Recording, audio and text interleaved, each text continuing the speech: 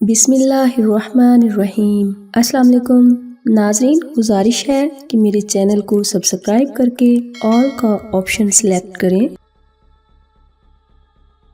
ایک شخص ایک دن جب اپنے گھر گیا تو اس نے دیکھا کہ اس کی بیوی اس کے چھوٹے سے بچے کے چھوٹے سے بستر پر اس کے ساتھ ہی لیٹی تھی۔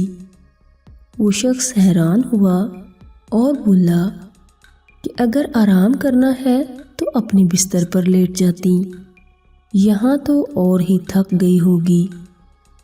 اس کی بیوی اٹھ بیٹھی اور اس کی آنکھوں سے آنسو جاری ہو گئے۔ شوہر پریشان ہو گیا۔ بیوی نے پوچھنے پر بتایا کہ صبح وہ کچھ امداد دینے کسی یتیم خانے گئی تھی۔ وہاں اس نے دیکھا کہ چھوٹے چھوٹے سے بچے جو ابھی کچھ مہینوں کے ہی تھے اپنے پنگوڑوں میں چپ چاپ تمیز سے لیٹے ہوئے تھے۔ وہ بہت خوش ہوئی اور وہاں موجود نگران خاتون سے پوچھا کہ آپ نے ان چھوٹے چھوٹے سے بچوں کی اتنی شاندار تربیت کیسے کی؟ آپ مجھے بھی مشورہ دیں، میرا بھی ایک چھوٹا بچہ ہے۔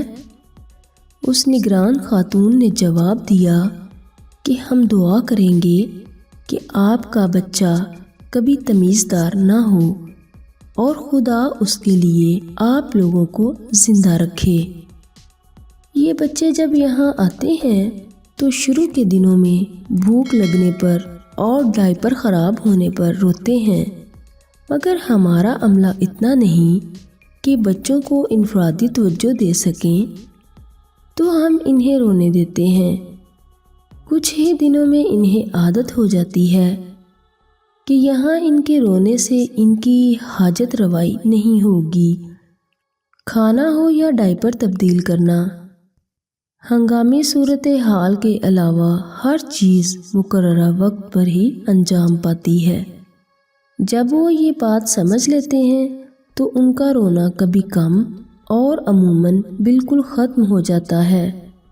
یہ بچے بھی اگر اپنے والدین کے ساتھ ہوتے تو بھوک لگنے پر، ڈائپر گندا ہونے پر، جذباتی قربت کے لیے یا کسی ایسے مسئلے کے حل کے لیے جسے ان کے ننھے ذہن سمجھنے سے قاصر ہیں، رو رو کر اپنے والدین کی توجہ خود پر مبذول کراتے، ان کی مدد حاصل کرنے کی کوشش کرتے، ان کی محبت کی نرمی اور گود کی گرمی کو محسوس کرتے۔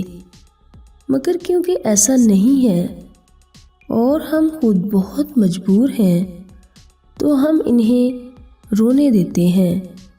کچھ دن بعد یہ خود ہی تھک کر چپ ہو جاتے ہیں، اور اسی لیے جب سے وہ عورت وہاں سے آئی تھی اپنے بچے کے ساتھ لگی بیٹھی تھی۔